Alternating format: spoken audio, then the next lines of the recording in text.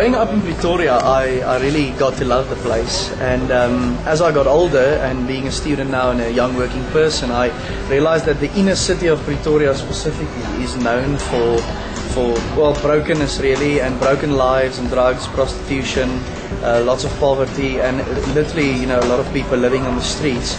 Now, I grew up in the suburbs, and one didn't really get to see a lot of them. And as I drove through Sunnyside, which is a little district in Pretoria, Central City, as I drove through there one morning last September, I just realized that I would love to come and live here. And I would love to be amongst these people just to see what the way of life is like. I didn't have like all these ideas of saying, this is the way I'm going to help people, and this is what I'm going to do when they ask me for help. I just said that I want to come with my bed and my bike and my couch, and I just want to live in a flat in Sunnyside. And went to breakfast that morning with some of my friends, and then I realized that all of them want to do it as well. So intention living with one person in a flat became intention living in a massive house with a lot of guys, saying to ourselves that we want to live a lifestyle of simplicity, which means we want to feel something of not having as much as we've always had. So some of us have given up some of our luxuries, like sleeping on the floor and not wearing shoes, etc., etc. We've got one guy taking cold showers as well the whole year, and just to feel something of not necessarily having.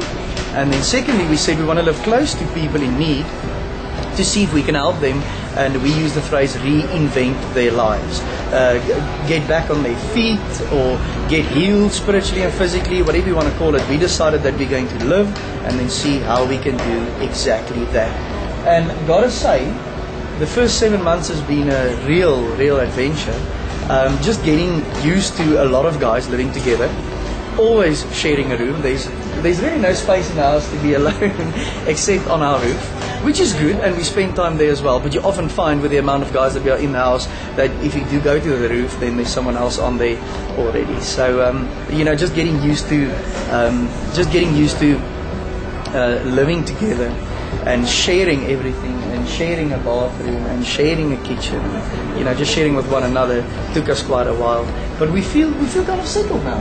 We've been living together for 7 months, and we feel as if the time is now to let you, which is our friends, in on what we are busy doing, and to distribute info to you, and to let you know how you can help us, and really to ask, well, what is the next step in intentional living?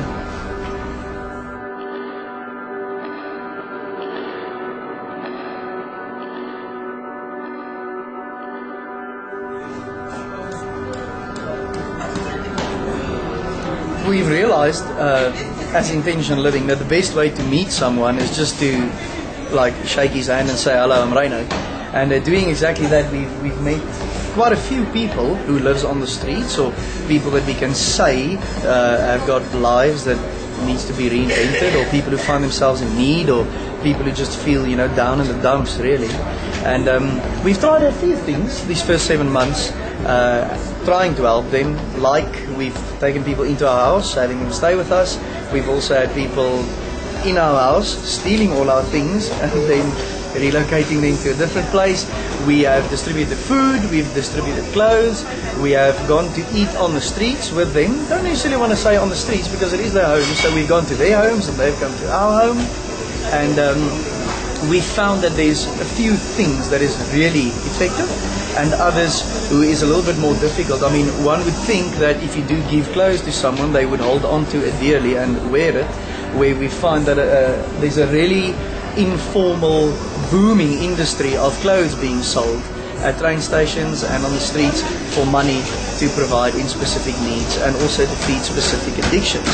So going around this planning weekend and giving you, who are friends, some good feedback will kind of give us an idea of what is our focus going to be for the next step in intentional living, and what is the kind of projects that we are going to launch. Our idea is to create an opportunity for students and also young working people to give a year of their life and be part of a project called Intentional Living.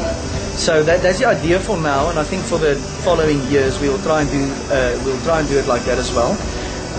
of someone saying that in 2011, from January till December, I will be part of Intentional Living, I will sign the lease contract, and I will move in there. Of course, there will be people who has lived there already, and there will be new faces, and there will be a nice mesh going on there.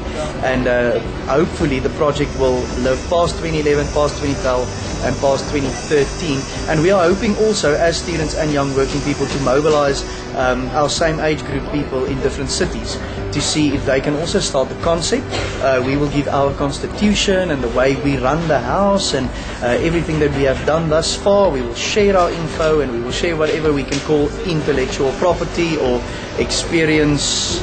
I don't even know. We will be glad to share with other people who is feeling the same passion for the inner city, and is feeling the same passion for the community development, and is also feeling the same passion for people who would love to get back on their feet.